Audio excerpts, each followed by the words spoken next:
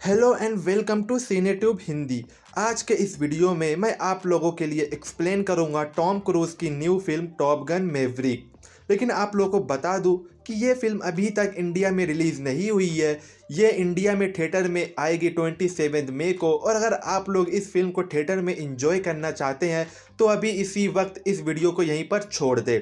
लेकिन जो लोग थिएटर में नहीं देखना चाहते तो आप लोग वीडियो में बने रहिएगा, क्योंकि इस वीडियो में मैं आप लोग को ये फिल्म पूरी तरह से हिंदी में एक्सप्लेन करने वाला हूँ।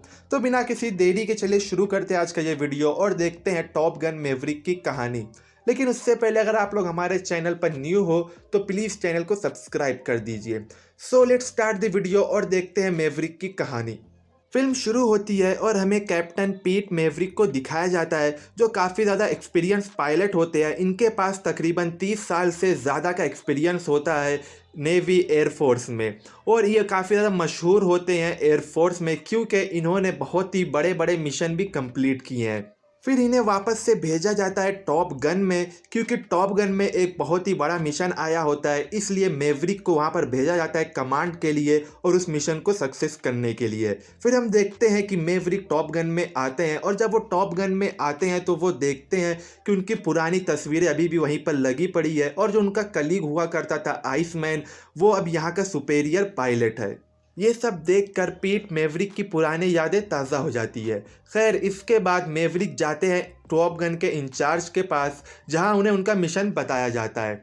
तो इनका मिशन एक्चुअली में ऐसा होता है कि माउंटेन्स में दुश्मनों के बहुत सारे एयर बेस है जो मिसाइल लॉन्च करते हैं। और इनका मिशन होता है कि उस एयर बेस को पूरी तरह से डिस्ट्रॉय करना और उनके जितने भी मिसाइल लॉन्चर है सबको पूरी तरह से बर्बाद करना।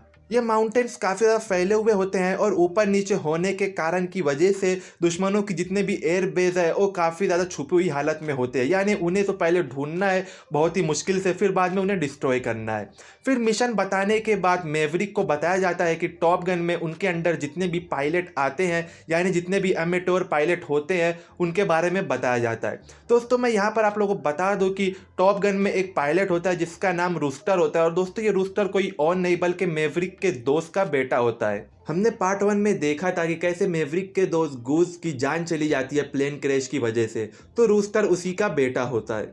फिर अगले सीन में हम देखते हैं कि पायलट की क्लास चल रही होती है और वहाँ का जो इंचार्ज होता है वो उन लोग से बात करता है। फिर बाद में वो पीट मैवरिक को इंट्रोड्यूस करता है सारे पायलट से और कहता है कि आज से पीट मैवरिक तुम सबके कमांडिंग ऑफिसर है, ये जो जो कहेंगे तुम लोग को करना है। फिर हम देखते हैं कि पीट मैवरिक वहाँ पर आते हैं और अपने सारे स्टूडेंट से, अपने सारे पायलट से बात करते हैं। उनके हाथ में एक बुक होती है जिसके अंदर सारे रूल्स लिखे होते हैं, लेकिन पीट वो बुक फेंक देते हैं और कहते हैं कि आज से वो जो कहेंगे वही सुनेंगे, क्योंकि यहाँ जो भी काम होता है वो एक्सपीरियंस से होता है, ना कि किताबों के ज़रिए।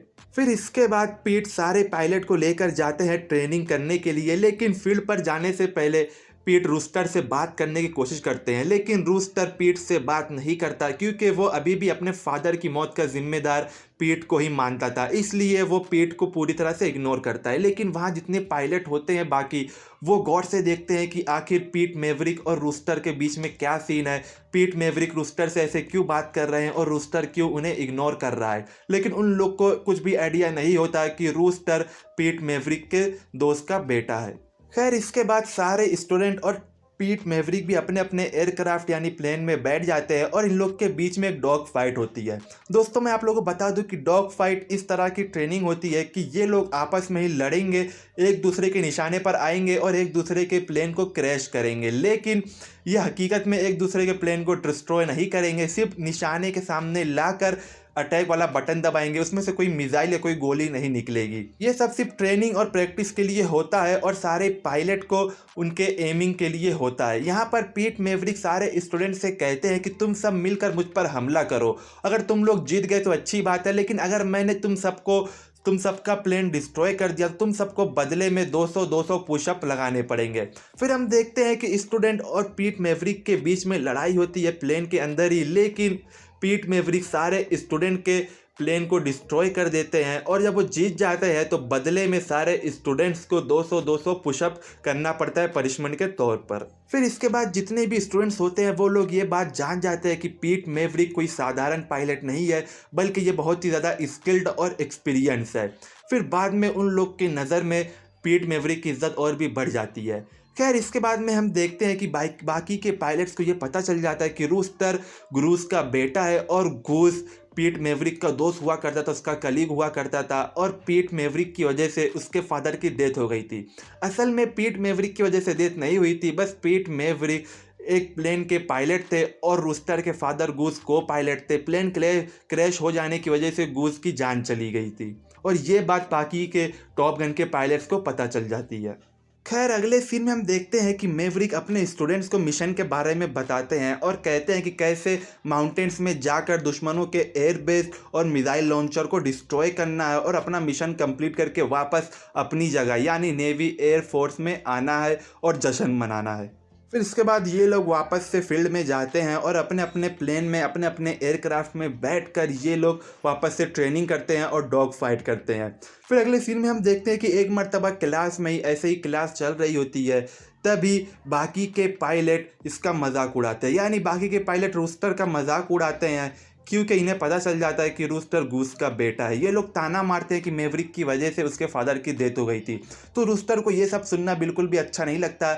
उसके और एक पायलट के बीच में लड़ाई होती है, लेकिन मैवरिक किसी तरह इस लड़ाई को सॉल्व कर देता है और दोनों को शांत कर देता है। लेकिन ये सब देखकर मैवरिक को एहसास होता है कि इस मिशन को कंप्लीट करने के लिए इस टीम में दम नहीं है, क्योंकि मिशन को कंप्लीट करने के लिए एक टीम को एकजुट होकर टीम वर्क करना पड़ता है, लेकिन इन लोगों की आपस में नहीं बनती। ये लोग आपस में लड़ाई करते हैं। फिर इसका सॉल्यूशन पाने के लिए मैवरिक जाते हैं अपने पुराने कलीग आइसमैन के पास, जो अब टॉप गन के इंचार्ज होते हैं यानी सुपीरियर पायलट होते हैं। उनके घर पर जब मैवरिक जाते हैं आइसमैन से मिलने के लिए तो उन्हें पता चलता है कि आइसमैन की हालत बहुत ही ख़राब है, वो बहुत ज़्यादा बीमार है। फिर आइसमैन को सारी सिचुएशन बताते हैं और कहते हैं कि उनके जितने भी स्टूडेंट्स हैं उनमें कोई टीम वर्क नहीं है, वो आपस में लड़ाई करते हैं। लेकिन आइसमैन मैवरिक का हौसला बुलंद करते हैं और उन्हें मोटिवेट करते हैं और कहते हैं कि तुम्हारे अंदर एक टीम लीडर वाली खूबी है, तुम इस टीम को हैंडल कर सकते हो, तुम इस टीम को लीड कर सकते हो और तुम इस मिशन को सक्सेसफुल बना सकते हो। फिर आइसमैन कहते हैं कि अगर तुम्हारी टीम में एकजुटता नहीं है, यानी तुम्हारी टीम वर्क जैसा काम नहीं करती, तो तुम कैसे भी उनके बीच में एकजुट करो और उन लोगों को एक दूसरे का साथ देने के लिए मजबूर करो। फिर यहाँ पर हम देखते हैं कि आइसमैन और मैवरिक दोनों एक दूसरे को हक करते हैं और एक दूसरे को अलविदा कहते हैं। उसके बाद मैवरिक वापस आते हैं टॉप गन में और उनके जितने भी स्टूडेंट्स होते हैं, जो टीम होती है उनकी इस मिशन के लिए, उन लोगों के बीच में एक फ्रेंडली मैच रखते हैं वॉलीबॉल का। फिर हम देखते हैं कि जो पूरी टीम होती है वो लोग बहुत ही खुशी खुशी वॉलीबॉल का मैच खेलते हैं और एक दूसरे के बहुत ही करीब आ जाते हैं। उनके बीच में जो लड़ाई होती है वो ख़त्म हो जाती है और ये लोग एक टीम वर्क की तरह इस गेम को खेलते हैं। ये सब देखकर मैवरिक भी बहुत ज़्यादा खुश हो जाते हैं। लेकिन अगले सीन में हमें पता चलता है कि आइसमैन अब इस दुनिया में नहीं रहे, यानी उनकी डेथ हो चुकी है। फिर उनकी डेथ होने के बाद उनकी अंतिम विदाई की जाती है और उसके बाद बहुत ही सम्मान तरीके से उनका अंतिम संस्कार भी किया जाता है।